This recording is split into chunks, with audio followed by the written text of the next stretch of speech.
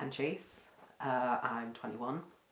I identify as trans non-binary. I transitioned when I was 14 years old and then started testosterone when I was 16. I want to make change. I really do.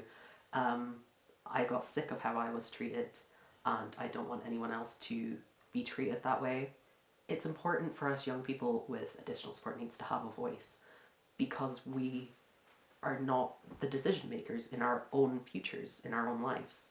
We're thought of briefly, but then our actual opinions are cast to the side because people think they can make better decisions for us when we are the ones going through such experiences and know what we need. The good thing about the participation in Inspire Highland is we're all so diverse.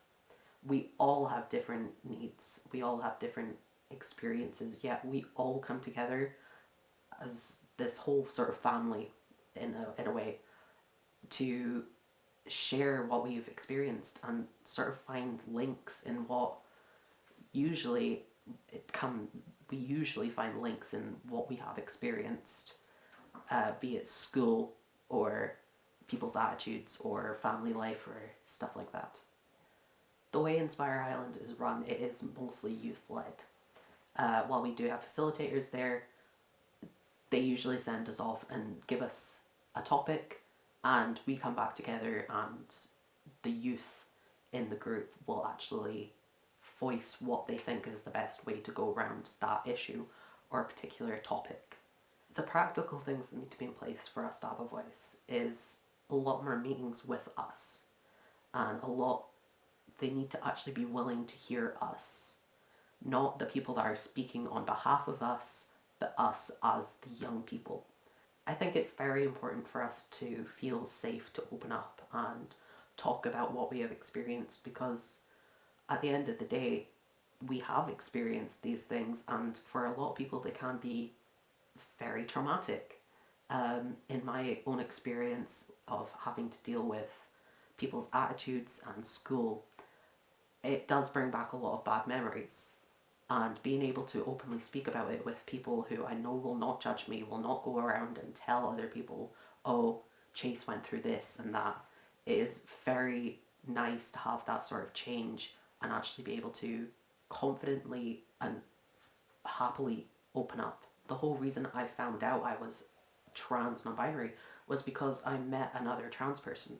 I didn't know what trans was before I met this person, and when I found out what it was, I was like, there is a word for how I feel. I always thought I was just crazy, that I felt like I was a boy in a girl's body.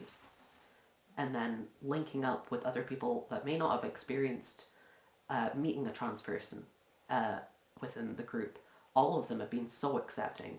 They took it on the nose and just went, okay, so what are your pronouns? I was the only trans person really in my town. And when young people were sort of discovering who they were, they would come to me and be like, what's it like? What do I have to do?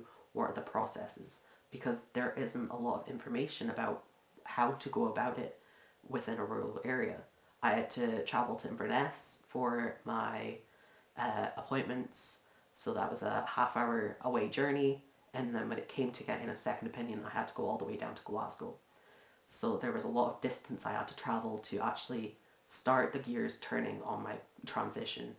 And being the only trans person, everyone sort of figures out that you're transitioning, especially because you sort of know everyone or your parents know people, and then they sort of figure out who you are. And I would be walking down the street, for instance, and I would get things yelled at me. No one really knew what trans was or what a trans person looked like, and being the first person really to openly transition within my town definitely started gears turning and starting a change as well.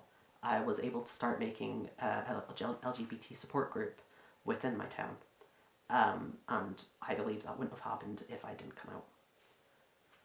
A lot of meetings and specific things are down in the Central Belt.